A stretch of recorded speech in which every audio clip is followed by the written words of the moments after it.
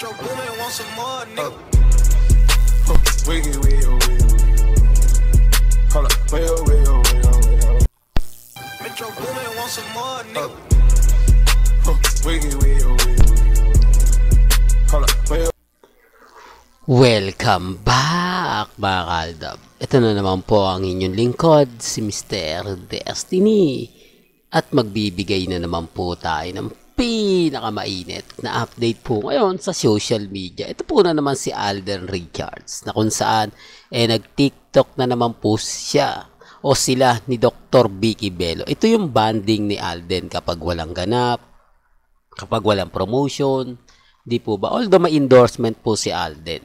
Pero ang pinakamaganda nga po rito, yung mga bonding moment time, di po ba? Na kung saan nga po talaga masaya. Hindi lang isa, hindi lang dalawa. Sabi ko nga po sa inyo dito po sa channel ni Mr. Destiny, 101% updated po kayo. Di po ba? Ano man po yung mga nababasa ninyo, napapanood ninyo, napapakinggan po ninyo, chill lang. Di po ba? Sabi ko nga po sa inyo, may mga bagay-bagay na nakakatuwa. Di po ba? Lalo na nga po kapag ang pinag-uusapan ang real life couple. Di po ba? Kahit ano po kasing sabihin nila, kahit ano po yung gawin nila, basta may time na ganito, may time na ganon, chill lang tayo. Di po ba? Ang problema lang po dun sa mga taong bulag at bingi, sa mga nagsasabi ng ganito, sa mga nagsasabi ng ganon, di po ba? Kaya ako mga kaldab, 101%. Ano man po yung mga nababalitaan ninyo, ano man po yung mga nakikita ninyo. Pagdating po sa channel ni Mr. Destiny, 101%, di po ba? Updated na updated kayo. Taliwas sa mga napapakinggan natin, nababalitaan natin. Ako, masayang masaya po ako, especially kapag si Alden nakikita natin sa Instagram, sa Twitter, sa Facebook, ganyan siya ka-updated. Kaya nga po mas marami sumisimpatya sa atin. Maraming tao ang masaya kapag ako nagbibigay ng update. Hindi lang sa nagpapakita ako ng throwback gaya nito. Kumbaga, pinararamdam ko rin po naman kasi kung gaano nga po ba kamahal ni Alden at ni May ng isa't isa. Taliwas sa mga sinasabi ng iba. Tama naman po yung sinabi ko, di po ba kay Ogie Diaz? Hindi lang nila talaga naiintindihan na may mga bagay-bagay po na ang interview salungat sa mga gustong malaman ng mga netizen. Salungat sa mga komento.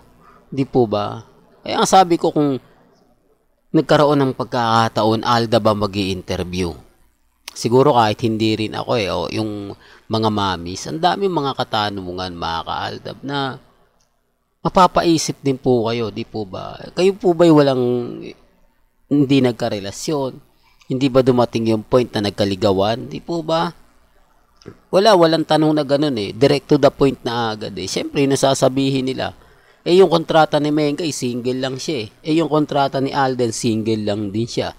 Kung sasabihin nila yan sa social media, kakasuhan sila. Alam niyo naman po ang GMA, di po ba? Pero bago natin ituloy itong mainit na update natin, kung bago ka lang sa channel na to, at isa kang true-blooded Aldab Nation na nagmamahal po kila Mengay at Tisoy, tama po ang channel na pinuntahan mo, kaya consider na po kitang bagong subscriber. At huwag mong kalimutang i-share ang mga video po natin sa mga mami, sa mga titas, at sa mga senyor.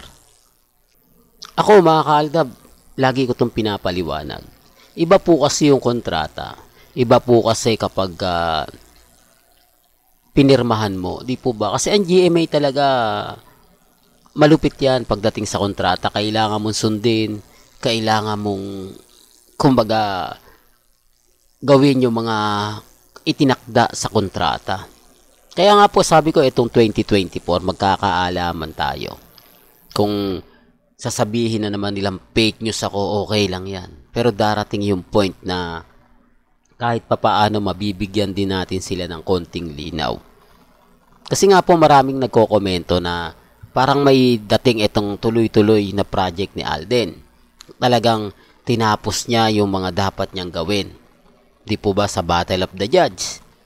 Pelikula nila Julia Montes at yung iba pang mga kaganapan sa GMA Sparkle Artist Center. Oh, doon pa lang kung sisilipin nyo parang may mali, parang iba ata. Di po ba? Pero gaya na sinabi ko, may kanya-kanya tayong opinion. May kanya-kanya tayong pananaw. Ang mga nagko-komento at nagre-react na wala nang ganito, wala nang ganon. Okay lang yan. Kasi sunod-sunod naman po ramdam nyo. Sunod-sunod yung mga revelation na nakikita natin.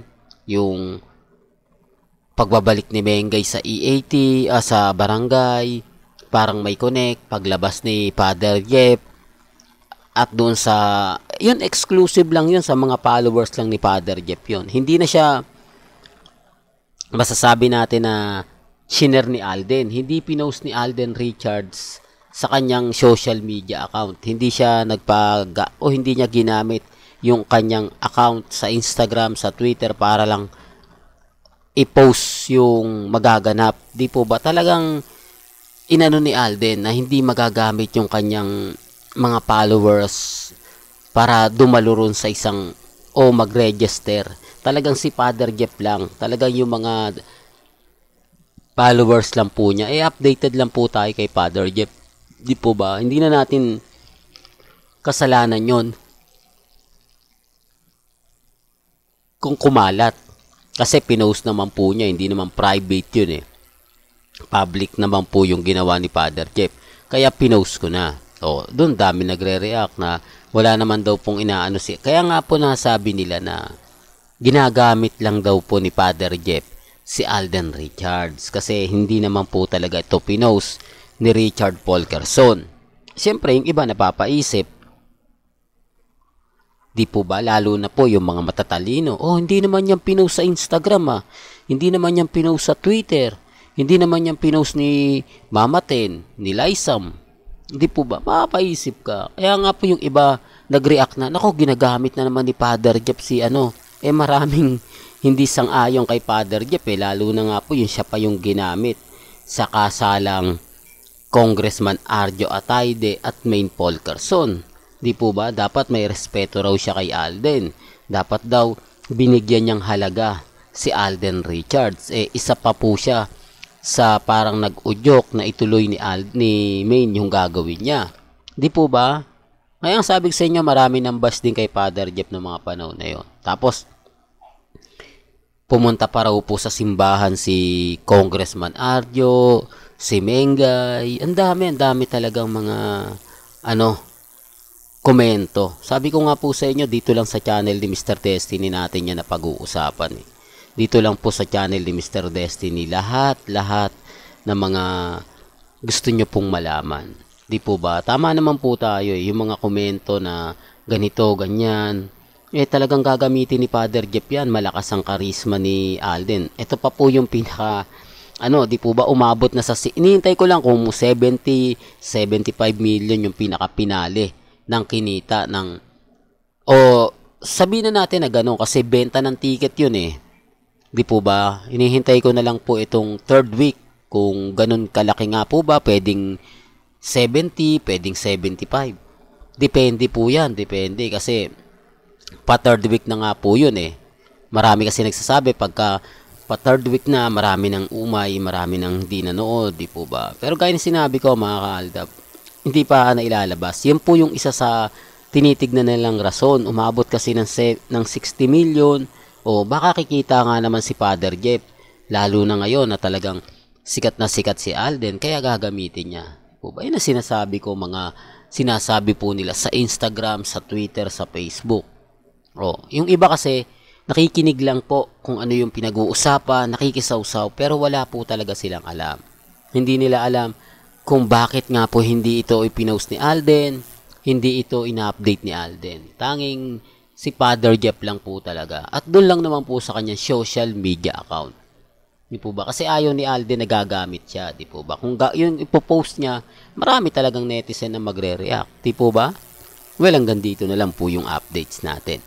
Kaya kung gusto nyo pa po ng pinaka-latest at sariwang update, abay tumutok lang po kayo dito sa channel ni Mr. Destiny para updated po kayo sa mga bagong video po na ilalabas po natin. maya-maya lang. Hanggang sa muli, salamat po sa panonood at pakikinig.